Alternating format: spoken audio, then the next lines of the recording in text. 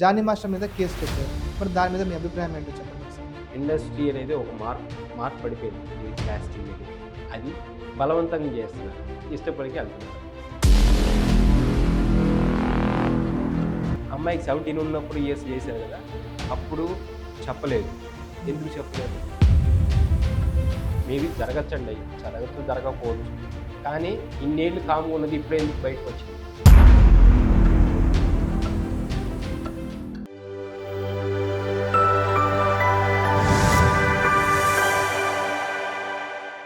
అందరికీ నమస్కారం. Welcome to Vamsi TV channel.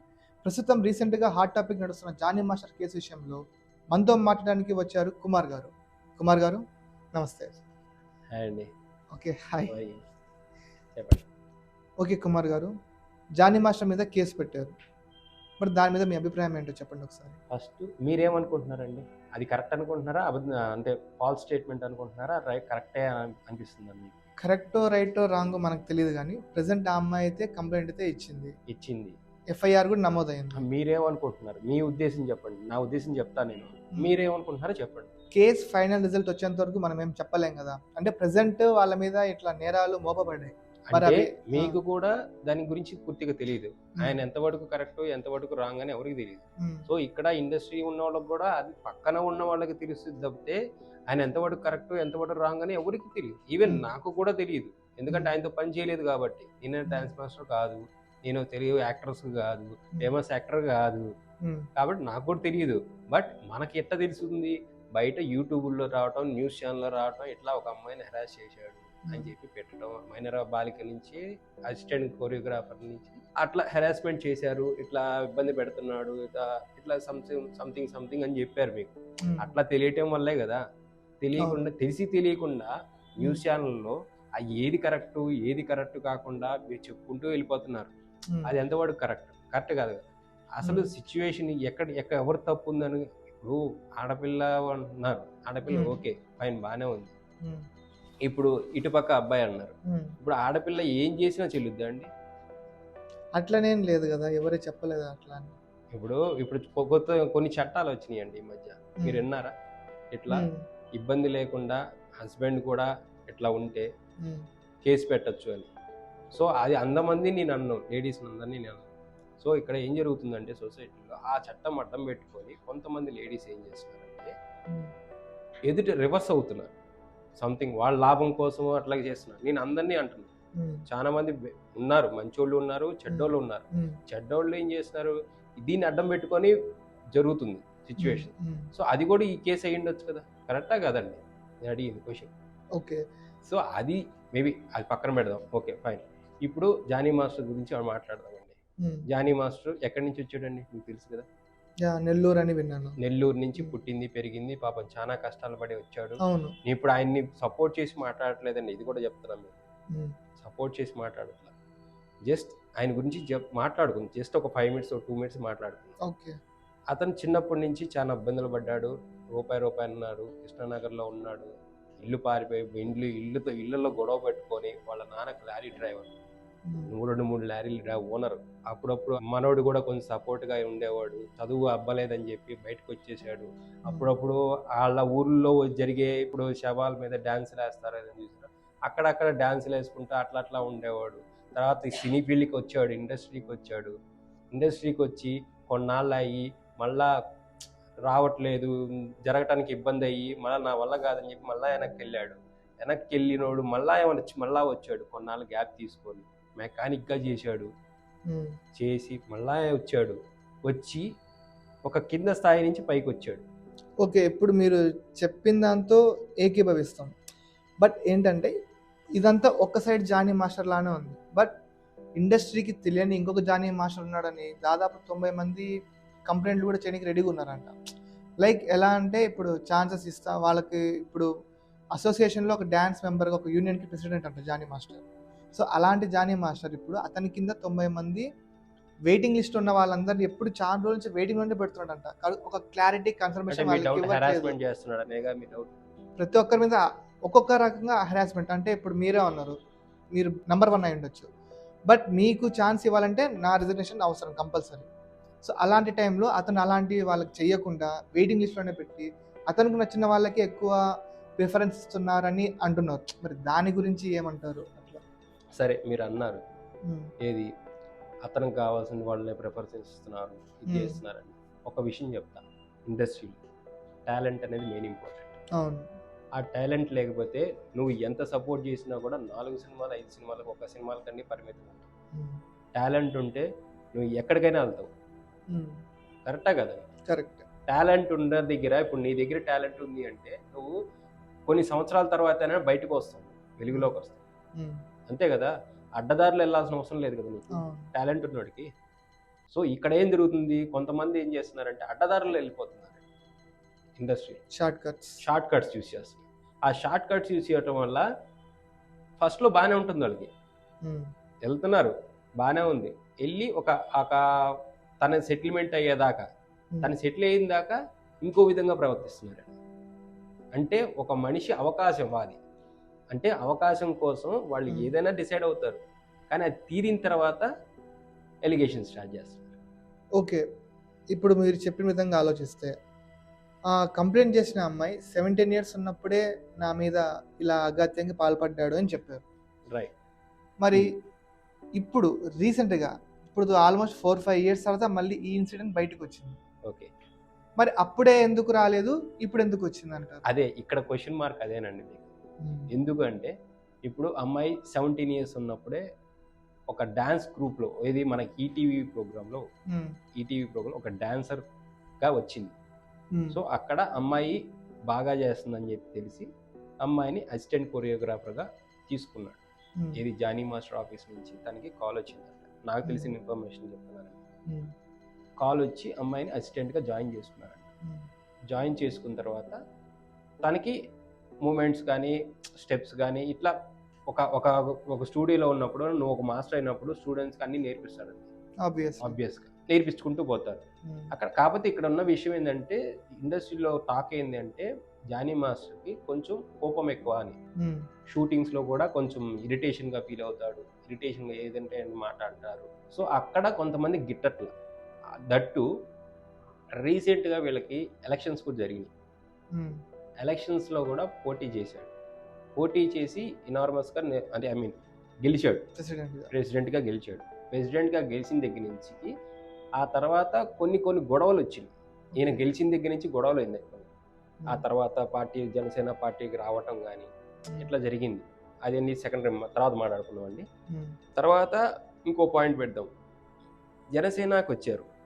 జనసేనకు వచ్చినప్పుడు ఊరికనే తీసుకుంటారండి పార్టీలో, ఎలిగేషన్స్ ఉన్న తీసుకుంటారు. నిన్నటి దాకా జానీ మాస్టర్ అంటే ఎవరు మీకు తెలిసింది? జానీ మాస్టర్ అంటే ఒక క్లీన్ షీట్ ఉన్న పర్సన్ అండ్ దట్ ఒక టాప్ కొరియోగ్రాఫర్. టాలీవుడ్ నుంచి ఒక డి షో నుంచి టాప్ టాలీవుడ్ నుంచి బాలీవుడ్ దాకా వెళ్ళాడు. అవును, Telugu, Tamil, Kannada pan India dancer choreographer గా నిలిచాడు. వచ్చింది బాగానే ఉంది. సరే, ఇప్పుడు అమ్మాయి ఎలిగేషన్స్ చేశారన్నారు, అమ్మాయికి 17 ఏళ్ళు అన్నారు. 17 ఏళ్ళప్పుడు ఫస్ట్ కేసు పెట్టారు, బాగానే ఉంది. కేసు పెట్టినప్పుడు మెన్షన్ చేశారు ఇట్లా సంథింగ్ ఏదో 3 కేసులు పెట్టారంటే. ఆ కేసు ఏంటంటే ఒకటి rape attempt, minor case, minor ఉన్నప్పుడు రేప్ అటెంప్ట్ చేశారు అని చెప్పి పెట్టారంట. నెక్స్ట్ లవ్ జిహాద్ అని పెట్టారంట, ఏదో లవ్ ఏదో పెట్టారంట, అది పెట్టారు. సో మొత్తం 3 కేసులు ఫైల్ చేశారు. అది రీసెంట్గా చేశారండి. ఫస్ట్ 0 FIR చేశారు.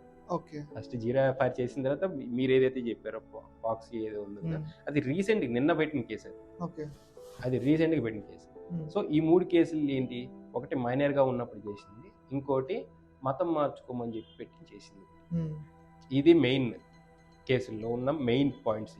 సో ఒకటి మైనర్గా ఉన్నప్పుడు హెరాస్మెంట్ చేసినప్పుడు, సరే అమ్మాయి చిన్నపిల్ల, సో ఓకే చిన్నపిల్ల ఉన్నప్పుడు అమ్మాయికి ఇబ్బంది పడంగా ఉన్నప్పుడు ఇతను హెరాస్మెంట్ చేసుకుంటే ఒకవేళ ఇన్ కేసు కంపల్సరీ శిక్షించాలి.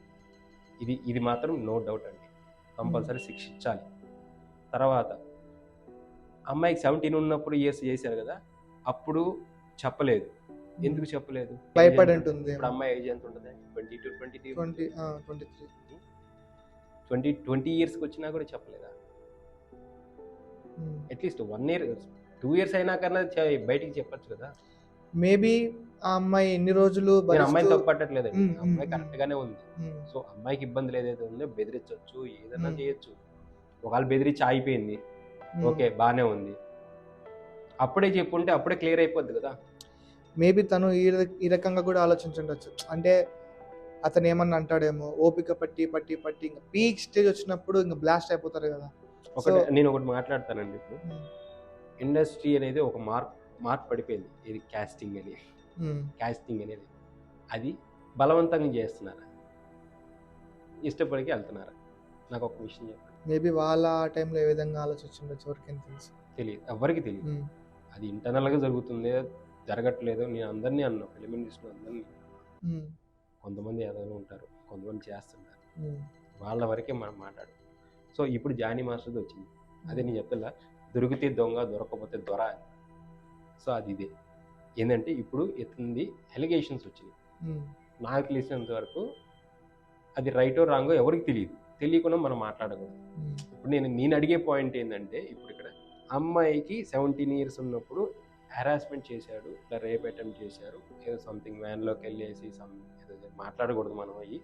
సో ఏంటంటే ఇట్లా చేశారు అని చెప్పి కేసు పెట్టింది, కేసులో అది ఫైల్లో ఉంది, ఇట్లా హెరాస్ మెన్షన్ చేశారు.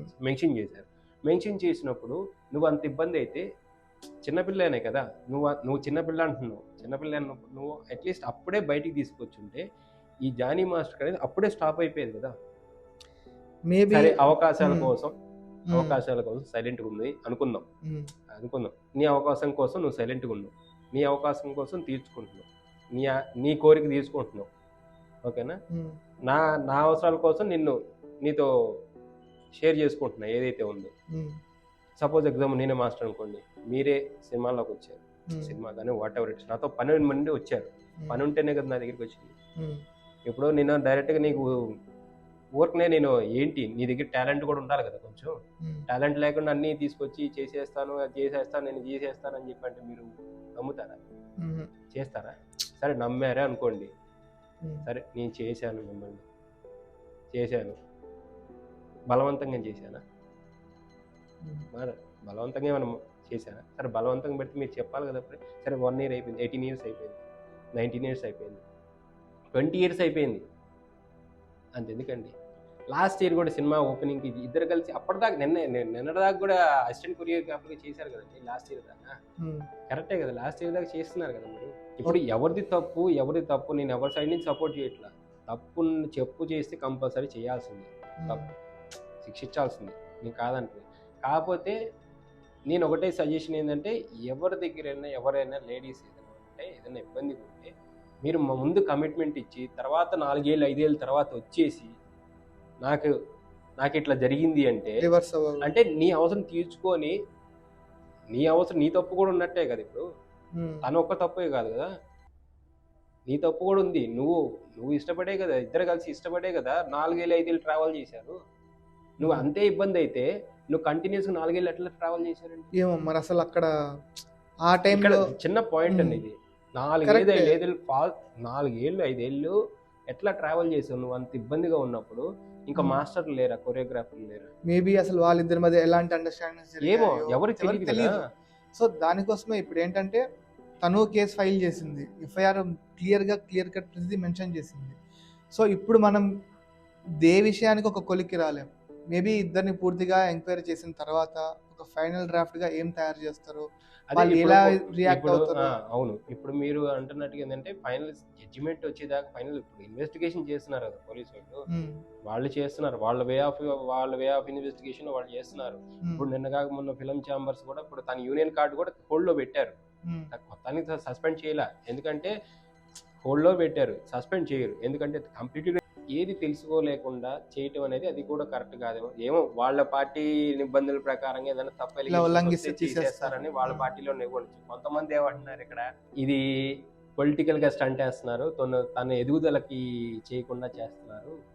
సో అదే ఇప్పుడు ఏంటంటే ఏ రకంగా ఏ కోణంలో ఈ కేసుని చూడాలో కూడా అర్థం కావట్లేదు. మీరు చెప్పినట్టు ఇప్పుడిప్పుడే ప్రతిదీ మేబీ జరగచ్చండి, జరగకపోవచ్చు, కానీ ఇన్నేళ్ళు కామ్గా ఉన్నది ఇప్పుడే ఎందుకు బయటకు వచ్చింది? ఇక్కడ ఒకటి ఇది వరకు రీసెంట్గా రాజకీయ నాయకుల మీద కూడా మన రీసెంట్గా 3 IPS వాళ్ళని సస్పెండ్ చేశారు, ముంబై కేసు, ఇలాంటి వాద్యత్వాన్ని వాళ్ళ కేసు మీద. సో ఇలాంటివి జరుగుతూ ఉన్నప్పుడు ఇప్పుడు ఆ కేసు, ముంబై కేసు ఉంది విన్నారు. ముగ్గురు ఐపీఎస్లు ఉన్నారు. ముగ్గురు ఐపీఎస్లో ముగ్గురు ఫేమ్ ఐపీఎస్లే, మంచి పేరు సంపాదించుకున్న వాళ్ళు. ఏమైందండి? చట్టానికి అందరూ లొంగాల్సిందే కదా. చేసి తెలియకుండా కూడా ఏది చేయొద్దు, ఏది మాట్లాడకూడదు. పోలీస్ కేసు పెట్టారు, ఇన్వెస్టిగేషన్ జరుగుతుంది. ఈ యూట్యూబ్లో ఏం చేస్తారంటే ఇష్టం వచ్చినట్టుగా రాసేస్తున్నారండి. అందుకే కూడా ఎవరు లైట్ తీసుకున్నారు. ఎందుకంటే నీ దగ్గర ప్రూఫ్ ఒకటి ఉంది, ఏదైనా ఉంటే పోలీసుకు లేకపోతే వాళ్ళని అక్కడితో ఆగిపోతుంది కదా.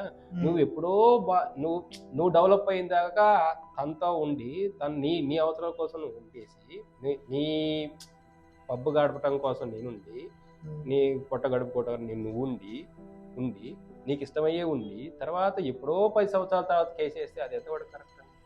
నువ్వు అప్పుడే వేసుంటే ఇట్లాంటి వాళ్ళు అక్కడే అయిపోతారు కదా. నేను అప్పుడే నువ్వు రియాక్ట్ అయ్యి ఉంటే, నేను ఒకటే చెప్పేదంటే లేడీస్ ఎవరికైనా సరే తప్పు జరుగుతుంది, ఇట్లా నీకు ఇష్టం లేకపోతే ఇమీడియట్గా రియాక్ట్ అవ్వండి. నీ దగ్గర టాలెంట్ ఉంది కాబట్టి నువ్వు ఎట్లయినా పైకి వస్తారు. ఇది మాత్రం టాలెంట్ ఉన్నోళ్ళు ఎప్పటికీ కూడా ఎక్కడ కూడా కొంచెం ఇబ్బందులు పడ్డా కూడా, స్టార్టింగ్లో ఇబ్బంది పడ్డా తర్వాత ఆటోమేటిక్గా నీ టాలెంట్ గుర్తించుకొని నీకే వస్తాయి ఛాన్సెస్. ఓకే, రాంగ్ డైరెక్షన్లోకి వెళ్ళబడ్డాడు. సో ఫైనల్గా మీరేమంటారు జానీ మాస్టర్ కేసు విషయంలో? సో మనం చూద్దాం, ఒక 2 days 3 days వెయిట్ చేస్తే వాళ్ళు ఇన్వెస్టిగేషన్ తేలుద్దు కదా, వాళ్ళు ఇస్తారు కదా రిపోర్ట్ అనేది. సో వెయిట్ చేద్దాం. నేను ఎవరిని తప్పు పట్టను, ఎందుకంటే ఏమో జరిగి ఉండొచ్చు, జరగకపోయి ఉండొచ్చు. 2 కోణాల గురించి ఆలోచించాలి కదా. సో అది జానీ మాస్టర్ విషయంలో జరుగుతున్న situations. Okay, thank you Kumar గారు. థ్యాంక్ యూ అండి ఫర్ కమింగ్ ది స్టూడియో. చూశారు కదా, ఇది జానీ మాస్టర్ కేసుల గురించి విషయాలు. ఇక ఫైనల్గా పోలీసులు ఎలాంటి ఫైనల్ డ్రాఫ్ట్ రెడీ చేస్తారో, ఏ విధమైన తీర్పును ప్రకటిస్తారో ప్రభుత్వం చూడాలి. మరి జానీ మాస్టర్ గురించి మీ అభిప్రాయం ఏంటో కామెంట్ రూపంలో మాకు తెలపండి. Until then keep watching Vamsi TV channel. Thank you.